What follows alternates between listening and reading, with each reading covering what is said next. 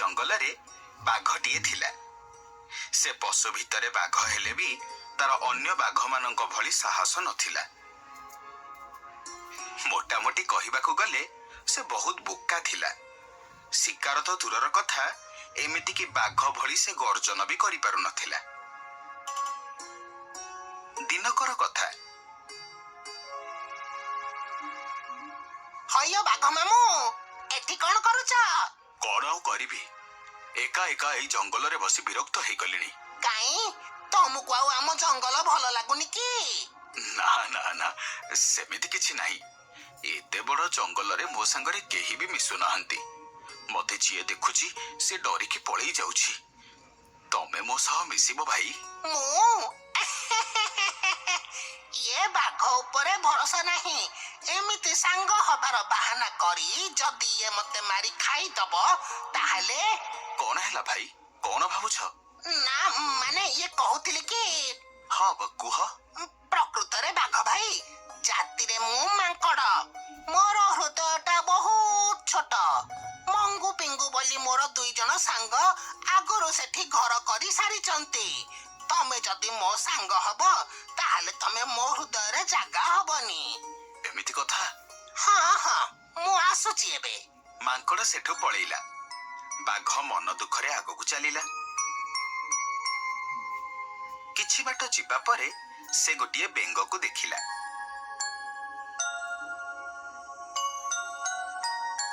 ବେଙ୍ଗ ଭାଇ, କୁଆଡେ ଯାଉଛ?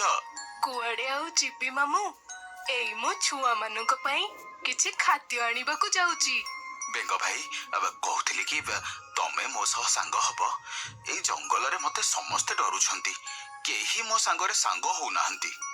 ମହାବଳ ବାଘ ହେଇ ମୋ ଭଳିଆ ଗୋଟିଏ ସାମାନ୍ୟ ବେଙ୍ଗ ସହ ସାଙ୍ଗ ହବାକୁ କହୁଛି? ନା, ନିଶ୍ଚୟ ଏଇ ବାଘର କିଛି ଗୋଟାଏ ଖରାପ ଉଦ୍ଦେଶ୍ୟ ଅଛି। କଣ ହେଲା ବେଙ୍ଗ ଭାଇ, କଣ ଭାବୁଛ?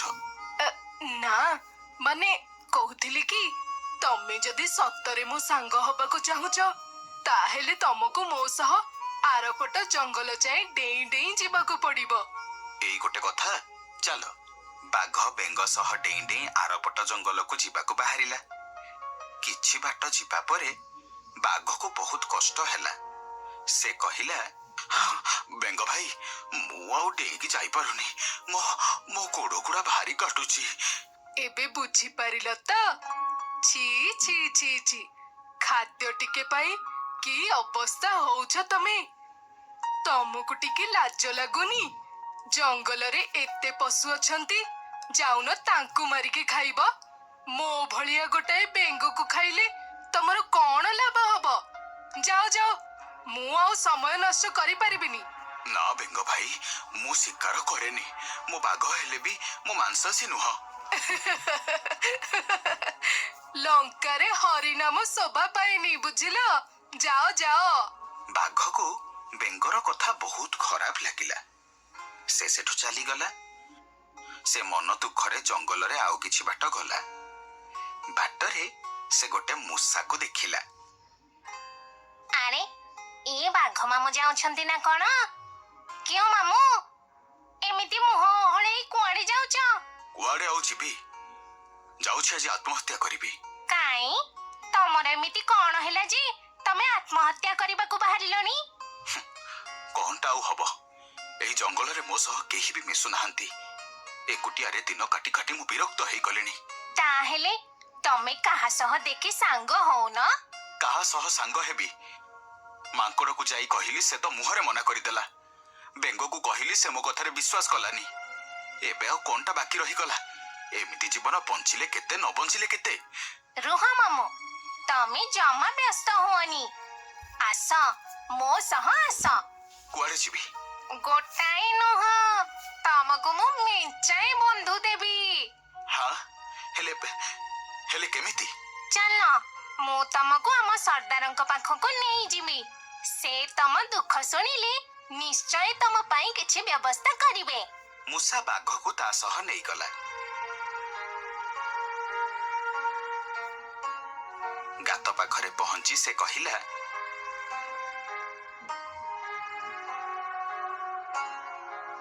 ମାମୁଁ, ତମେ ଏଇଠି ଛିଡା ହେଇଥାଅ। ଯାଇ ସର୍ଦ୍ଦାରଙ୍କ ସହ କଥା ହେଇକି ଆସୁଛି। ହଉ। ମୂଷା ତା ସର୍ଦ୍ଦାର ପାଖକୁ ଗଲା। ସର୍ଦ୍ଦାର, ଜୁହାରି ସର୍ଦ୍ଦାର। କହ, କଣ ହେଲା?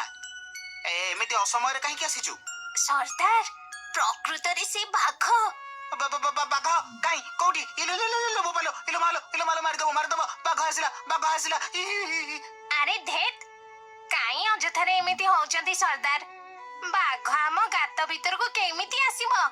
ସେ ଆମ ଗାତ ବାହାରେ ଛିଡା ହେଇଛି। କଣ ହେଲା? ଆମ ଗାତ ବାହାରେ ବାଘ? ଏବେ ଆମେ କଣ କରିବା? ହେ ପ୍ରଭୁ ବଞ୍ଚାଅ। ସବୁ ସାରିଦବ ସେ। ସମସ୍ତଙ୍କୁ ମାରି ଖାଇଯିବ। ସର୍ଦ୍ଦାର, ଆପଣ ବ୍ୟସ୍ତ ହୁଅନ୍ତୁନି। ମୁଁ ସେ ବାଘକୁ ଆଣିକି ଆସିଛି। କଣ? ତୁ ବାଘକୁ ଆଣିକି ଆସିଛୁ? ହଁ। ଆରେ ତୁ କଣ ପାଗଳ ହେଇଯାଇଛୁ? ବାଘକୁ ସାଙ୍ଗରେ ଆଣିକି ଆସିଛୁ ତୁ କଣ ଆମ ବଂଶ ଜାତିଟାକୁ ବୁଡେଇ ଦବୁ ତୁ? ଆରେ ସର୍ଦ୍ଦାର, ସେମିତି କିଛି ହବନି। ସେ ବାଘ ସତ, ହେଲେ ସେ ମାଂସାଶୀ ନୁହଁ। ମାନେ? ଓହୋ, ମାନେ ତୋର କହିବା କଥା ସିଏ ସାପ ମାରେ କିନ୍ତୁ ବାଡି ଭାଙ୍ଗେନି। ମାରିଦବୁ ତୁ ଆମ ସମସ୍ତଙ୍କୁ। ବାସ୍, ଚୁପ୍ କରନ୍ତୁ ଆପଣ। ସେ ବାଘ ଆମର କୌଣସି କ୍ଷତି କରିବାକୁ ନୁହଁ, ବରଂ ସେ ଆମ ସହ ବନ୍ଧୁ ହବାକୁ ଆସିଛି। ବନ୍ଧୁ? ମାନେ? ଶୁଣୁ, ଆମେ ପଶୁ ଭିତରେ ମୂଷା, ଆଉ ସିଏ ହଉଛି ବାଘ। ତା ସହ ଆମେ କେବେ ବି ସାଙ୍ଗ ହେଇପାରିବାନି, ବୁଝିପାରିଲୁ? ସେ ନିଶ୍ଚୟ ଆମକୁ ମାରିକି ଖାଇବ ବୋଲି କିଛି ଗୋଟେ ଉପାୟ କରିଛି। ନିଶ୍ଚୟ ସେ ଉପାୟ କରିଛି। ସର୍ଦ୍ଦାର, ଆପଣ ଚାଲନ୍ତୁ, ଯାଇ ତା ସହ ଥରେ କଥା ହୁଅନ୍ତୁ। ଆପଣ ଜାଣିପାରିବେ ଯେ ସେ ଆମ ସହ କୋଉ ଦେଶରେ ମିଶିବାକୁ ଆସିଛି। ସର୍ଦ୍ଦାର କିନ୍ତୁ ମୂଷା କଥାରେ ବିଶ୍ୱାସ କଲାନି। ସେ ଯାଇ ବାଘ ପାଖରେ ପହଞ୍ଚିଲା ଆଉ ତାକୁ କହିଲା, ଶୁଣ ବାଘ ମାମୁଁ, ଆମର ତମ ସହ ବନ୍ଧୁ ହବାରେ କୌଣସି ଆପତ୍ତି ନାହିଁ, ହେଲେ ତମକୁ ଗୋଟେ ପରୀକ୍ଷା ଦବାକୁ ପଡିବ। ପରୀକ୍ଷା? କି ପରୀକ୍ଷା? ଆମ ସହ ବନ୍ଧୁ ହବାକୁ ହେଲେ ତମକୁ ଏଇ ନଡିଆ ଗଛ ଉପରେ ଚଢିବାକୁ ପଡିବ ଆଉ ତା ଉପରୁ ତଳକୁ ଡେଇଁବାକୁ ପଡିବ। ଏଇ ଗୋଟେ କଥା।